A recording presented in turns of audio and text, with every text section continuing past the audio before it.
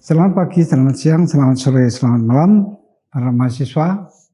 Syukur hari ini kita ketemu dalam perkuliahan, khususnya mata kuliah budaya visual. Ini adalah mata kuliah ke-13, khususnya bagi mahasiswa program studi S1 Seni Rupa Murni Fakultas Seni Rupa dan Desain Universitas 11 Maret. Pada pertemuan ke-13 ini, saya akan menyampaikan materi tentang metastasis. Barangkali ini sedikit yang memahami atau mendengar kata ini metastasis. Kok ada kata meta dan stasis atau eksistensi dan seterusnya, nanti kita bahas bersama. Intinya begini, seperti yang sebelumnya saya akan tetap mengajak kalian untuk memahami bahwa pengertian budaya visual atau visual culture jangan dimaknai secara kata per kata. Maksudnya gini, Anda memahami budaya visual, lalu budaya itu apa, kemudian visual itu apa, nanti keliru karena itu satu idiom. Seperti kalau kita memahami rumah itu apa, makan itu apa, ya nanti menjadi makan rumah atau rumah yang suka makan. Nah, itu sudah salah. Maka sekali lagi harap dipahami bahwa pengertian budaya visual adalah satu idiom yang memiliki makna tidak bisa disandingkan dengan pengertian yang lain atau sejenis, umpamanya budaya modern, budaya klasik, budaya lokal dan semuanya, nggak bisa di situ, nggak bisa disebandingkan itu. Karena pemahaman budaya visual merupakan cara untuk menyebutkan suatu fenomena, bukan cara untuk menamai satu eksistensi. Hal ini berbeda ya. Budaya visual untuk menyebutkan atau menandai satu fenomena. Berbeda dengan sebutan lain, budaya lokal itu untuk menamai atau memberi identitas atau untuk mempermudah pembandingan dengan pengertian budaya yang lain. Maka sekali lagi pengertian budaya visual tidak bisa dibandingkan, memiliki pemahamannya sendiri. Nah, kemudian coba kita ulang. Budaya visual sebenarnya adalah sebutan untuk mengenali fenomena sebuah budaya baru dalam tanda petik. Budaya baru bukan berarti kelanjutan dari budaya lama atau urutan secara linear dari 1, 2, 3, 4 enggak gitu, tapi ini merupakan lahir dari kesadaran psikovisual. Berbeda dengan budaya lokal, budaya barat, budaya timur, itu lebih dinamai berdasar representasi visual. Tapi kalau budaya visual ini sebutan untuk menamai sebuah kesadaran psikovisual.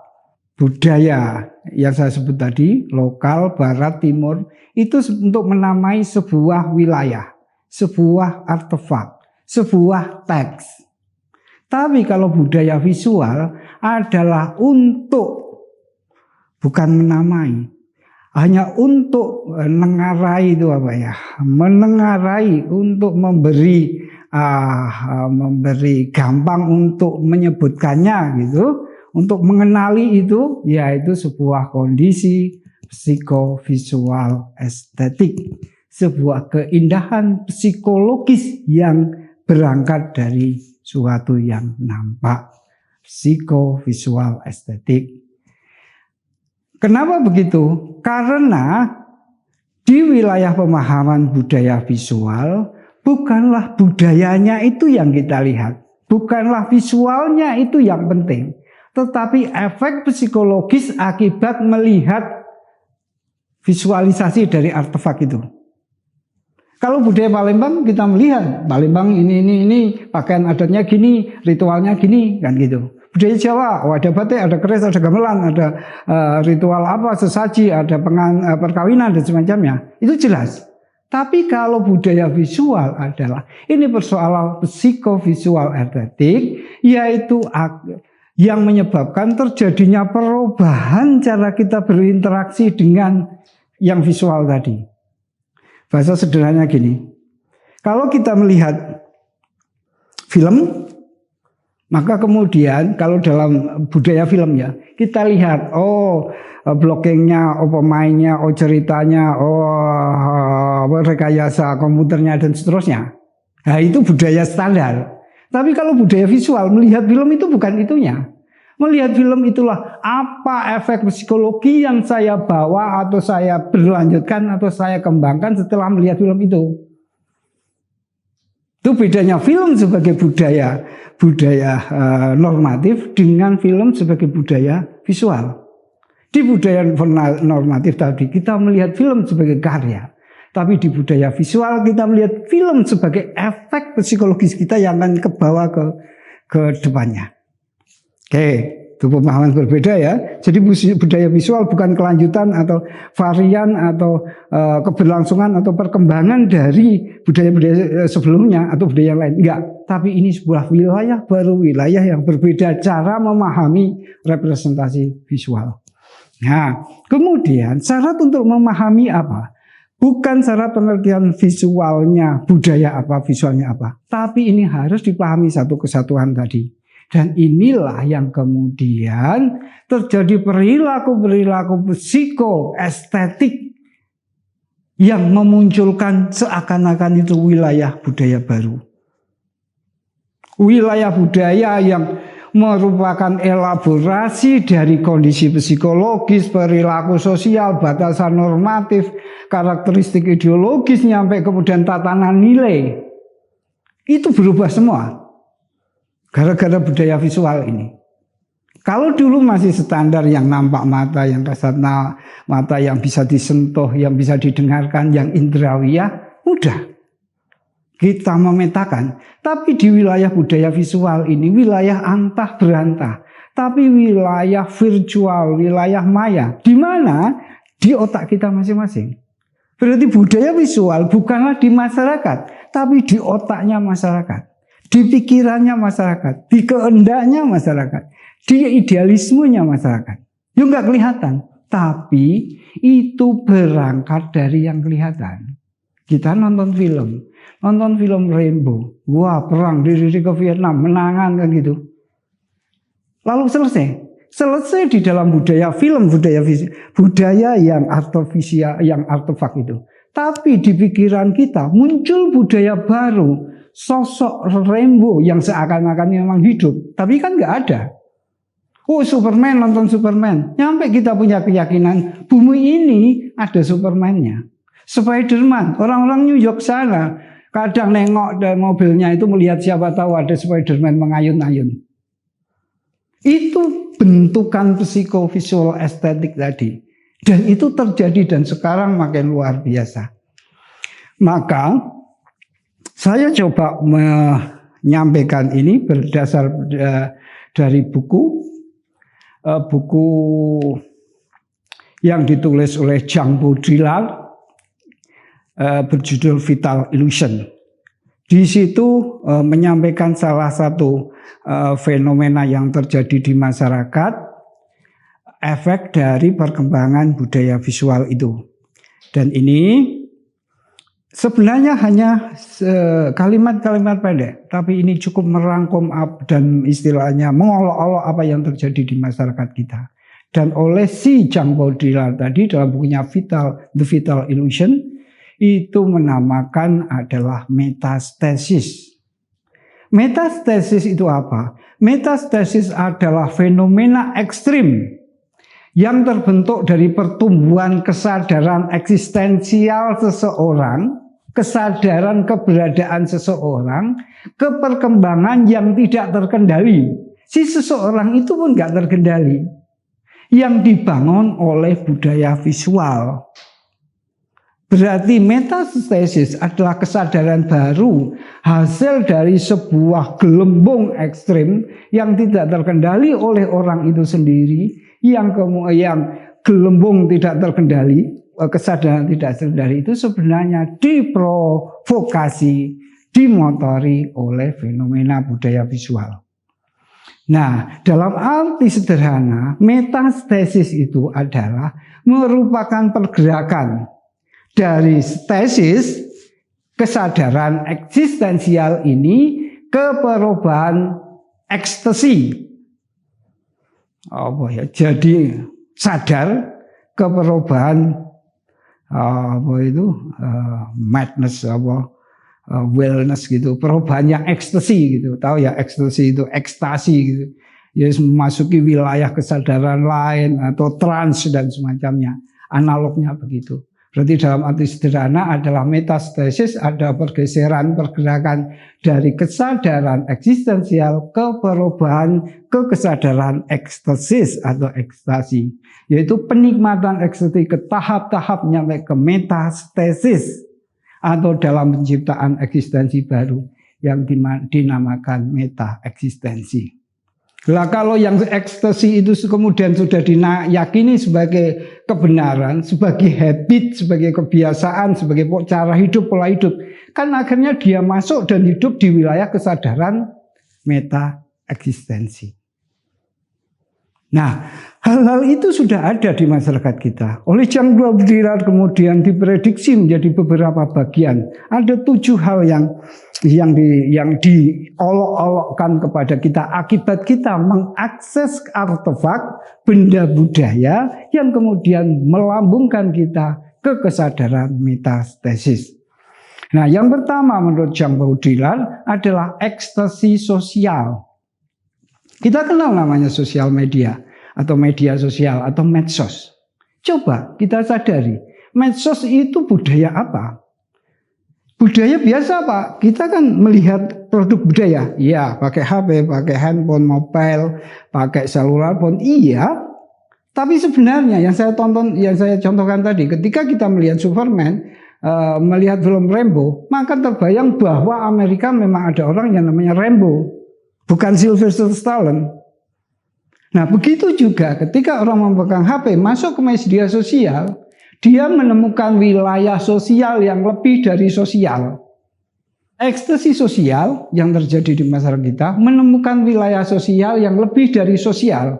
Apa artinya lebih dari sosial? Ketika Anda medsos, ketika Anda masuk Facebook, itu sudah menjadi republik Facebook. Anda menjadi rakyat Facebook. Anda yang tiap hari melakukan upeti kepada Steinberg, pemilik Facebook siapa? Nah itu tanpa sadar itu Anda membayar pajak dengan kuota Anda. Karena menjadi penduduk Facebook. Dan Anda nggak nyadari. Wah, Anda bisa membuat penampakan sosial lebih dari sosial. Anda bisa berpura-pura menjadi orang yang sangat kaya, orang yang sangat alim, orang yang sangat lucu, orang yang sangat miso, sakarwe dewe. Itu yang kita sebut, yang disebut oleh Jean Baudrillard. Ada wilayah sosial yang lebih dari sosial. Anda bisa tiap hari selfie di rumah makan. Teman-teman Anda mengatakan, ini selera kulinernya tinggi. Ada yang tiap hari kemudian pakai nama Tuhan. Insya Allah, alhamdulillah, dan semacamnya. Dan kemudian teman-teman Anda menganggap, orang ini sangat alim. Ya. Dan ini kan sebuah fenomena sosial lebih dari sosial. Karena di sosial realita Anda bukan begitu. Maka sebenarnya kalau dihitung-hitung lebih banyak orang konyol di Facebook daripada Anda.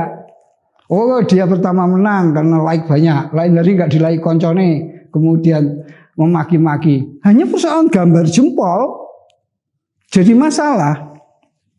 Nah, itu yang diolok-olokkan oleh Jean Baudrillard. Bahwa dengan kondisi semacam ini di dunia budaya visual ini munculnya ekstasi sosial. Yang kedua adalah ekstasi tubuh. Orang membuat tubuhnya lebih dari tubuh. Aneh ya. Oke, membuat tubuhnya lebih dari tubuh. Dia cantik itu nggak terima dengan kecantikannya. Ini bisa disuntik ini bisa dimancungin ini bisa dinaikin ini. Dan dia merasa bahwa dia lebih cantik dari cantik itu sendiri. Di ruang itu, kalau yang sebelum COVID dulu itu, yang namanya hari Sabtu dan Minggu itu penerbangan dari Jakarta, dari Surabaya, dari ke Thailand, itu penuh terus. Yang ke sana itu anak-anak ABG.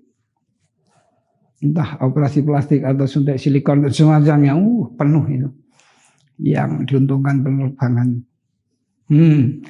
Ekstasi tubuh, bahkan kalau Anda lihat itu yang K-pop itu, boy band kayak gitu, anak-anak Korea itu, dia nggak mau lagi tampan, tapi maunya cantik. Wow, gitu toh. Dan itu ditiru anak-anak sekarang. Anak-anak muda sekarang seusia kalian itu nggak mau gemuk, bahkan sing lanang pun nggak mau gemuk. Kalau lihat Bina Raga itu, wah gitu, gila nih katanya. Badannya besar seperti Arnold itu gila nih. Yang baik yang mana? Ya yang rame-rame kayak film kartun Jepang itu, apa itu? Anime itu idealnya. Loh kan aneh lah. Dia itu sudah dalam kondisi sempurna. Loh kok ngikuti postur dari komik manga itu ya, pemanga itu ya, anime itu. Tinggi-tinggi gitu. Nah, ini sebuah kondisi ekstasi tubuh. Seakan dengan tubuhnya gitu dia lebih memiliki tubuh. Dan yang ketiga adalah ekstasi informasi yang dinamakan simulation. Sekarang ini para agen informan, media massa, kemudian publikasi entah stasiun TV atau macam-macam jenisnya itu, mulailah berpikir bagaimana dia bersaing untuk hidup, untuk diterima masyarakat, untuk selalu diikuti oleh penontonnya. Maka membuat manuver-manuver yang kemudian mengarah ke simulation. Simulasi itu apa? Merasa dia menyampaikan kebenaran yang lebih benar. Ekstasi informasi sekarang itu menyampaikan benaran yang lebih benar. Bisa saja itu terperangkap hoax, tapi juga hoax itu tidak selalu kemudian ditentang. Banyak orang menikmati hoax dan membuat hoax karena menemukan wilayah kegembiraannya sendiri. Sing dihoaki, sing dihapusi orang nesu, kayak gitu. Kecuali sudah menyinggung jabatan, menyinggung komunitas itu bisa. Contohnya gini lah. Kalau ada tayangan langsung gitu, live gitu tentang banjir gitu. Jangan heran jika kemudian reporternya itu cari tempat yang paling dalam, kemudian nyemplung, kemudian segini. Saudara-saudara, ini pengamatan langsung. Sedangkan itu tempat paling dalam. Yang lain yang tinggi yang nggak ada airnya juga ada, tapi dia milih nyemplung gitu. Dan itu kan berita yang lebih benar dari yang benar kan. Banjir ya benar banjir, tapi nggak segitunya lah kan gitu kan. Yang benar itu ekstasi informasi itu. Yang keempat ada ekstasi waktu. Waktu pun orang-orang mau mengelola waktu ini dengan ekstasi, bukan realita. Di mana yang sekarang itu lebih dari yang sekarang. Loh, maksudnya gimana Pak? Orang memahami sekarang itu lebih dari sekarang. Karena seakan di sekarang itu dia menguasai masa depan dan masa lalu. Kalau zaman dulu orang sekarang ya sekarang, dia pernah melewati masa lalu, dia belum melewati masa depan. Atau akan melewati masa depan. Tapi orang sekarang itu seakan sudah di masa depan juga di masa lalu. Dengan teknologi informasi budaya visual, dia bisa menikmati hidup di zaman Jurassic.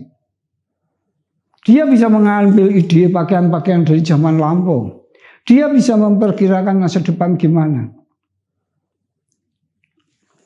Ketika ada film 12 Desember kiamat itu apa filmnya namanya?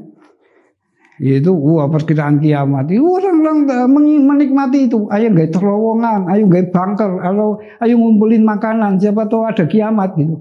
Dan itu bukan orang-orang orang-orang Eropa, orang Amerika loh. Terpesona dan menikmati informasi yang keliru itu. Dan ini tadi kembali, di masa ini orang itu menikmati kesekarangan itu lebih dari yang sekarang. Dia menikmati masa depan, masa lampau juga masa depan. Kemudian yang kelima, di yang eksistensi waktu itu juga eksistensi ruang sebenarnya. Di mana manusia sekarang itu memiliki kesadaran ekstasi bahwa dia di ruang yang tanpa sekat, tanpa batas. Ya, coba anak-anak kos itu, anak-anak itu usia kalian di kamar kelihatannya tidur gitu kan, lampunya padam. Tapi kalian mengembara, nyampe ke Inggris, Malaysia kan gitu, Amerika kan, chatting dengan siapa saja gitu kan. Ruang Anda, skala ruang itu lebih dari ruang. Karena Anda tidak diikat atau tidak terperangkap dari room Anda. Tapi Anda sudah masuk ke space. Anda seakan bicara langsung dengan orang Kanada, orang Inggris. Tanpa sekat ruang, namanya borderless, tanpa batas. Kemudian eksistensi kenyataan, yang kelima. Si Jean Paul Dirac mengatakan itulah fenomena hiperrealita. Orang-orang dalam kesadaran lebih nyata dari yang nyata. Hiperrealita, lebih nyata dari yang nyata. Lihatlah iklan-iklan itu. Orang minum produk umpamanya soda gitu. Soda minum, saya sebut merek Sprite gitu ya, Fanta, Coca-Cola gitu. Ini bukan sebagai minuman, tapi itu sebagai eksistensi. Sama ini orang Indonesia ini, kalau pergi ke KFC atau McDonald gitu, itu bukan dalam rangka makan, tapi berharap itu dia menjadi masuk ke sebuah realita. Aku masyarakat urban, aku masyarakat modern, aku masyarakat kelas. Berharap koncone lewat. Makanya jangan heran jika KFC dan semacamnya itu kacanya lebar-lebar karena tahu apa yang dipikirkan oleh pembelinya, konsumennya itu berharap tetonggone lewat. Lalu wah mbak kelasnya Kentucky ya kan gitu. Ya semacam itulah. Realita itu lebih nyata dari yang nyata. Banyak hal lah itu tentang itu. Gimana Anda membuat update itu kan lebih dari sebuah realita.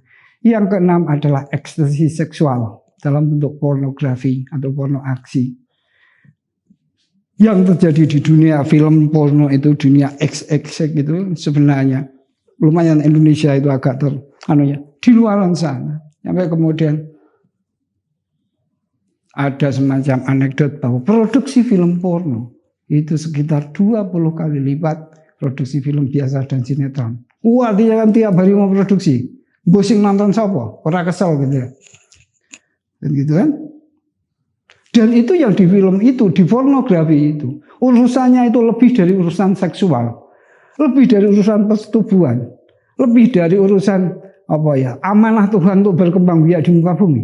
Tapi eksploitasi sedemikian mengerikan, nyampe lupa bahwa itu urusan amanah untuk berkembang biak di muka bumi. Artinya di situ ada urusan seksual yang lebih dari seks. Nah, kemudian yang terakhir menurut si Jean Paul Dirac adalah ekstasi kengerian atau ekstasi violent. Yang terjadi sekarang itu sama dimanapun. Yang tadi kita bicarakan tadi, ada sebutan di Amerika atau di Eropa ada orang menyebut Allah Akbar, itu langsung kemudian pada cari tempat berlindung. Nyebut nama Tuhan itu bagi mereka itu sudah mengalami ekstasi kengerian, violent tadi, yaitu ini ada bom. Nah, gitu kan. Yang terjadi di masyarakat kita kan gitu kan. Coba Anda naik pesawat gitu, kemudian ada orang pakai tas punggung besar, kemudian berjenggot, pakai topi kayak topinya Afghanistan gitu, pakai rompi kayak Afghanistan gitu, celana cingkrang, maaf loh, ini fakta di lapangan. Maka psikologis orang lain adalah, aduh, ini numpak pesawat ini kayak meledak dhuwur kan gitu, meledak di udara kan gitu kan. Hanya karena ada orang pakai tas besar, kemudian topi Afghanistan, ya bentuknya lucu itu ya, kayak apem itu, kayak serabi itu loh. Nah, kemudian berjenggot, kita sudah mengalami ekstasi kengerian. Suatu yang lebih ngeri dari kengerian itu sendiri. Teror namanya itu. Ya kan? Kita pun begitu di bis, di kendaraan gitu, kalau ketemu orang gitu kan, kita terteror. Duh, yang meledok, nah kan gitu kan. Sedangkan kan itu perasaan kita sendiri. Nah, 7 ekstasi yang disampaikan oleh Jean Paul Dirac itu adalah efek dari bentukan budaya visual di mana orang-orang yang mengakses wilayah informasi visual dia mengembara menciptakan dunia baru, budaya baru yang disebut di akademika estetik namanya budaya visual. Terima kasih.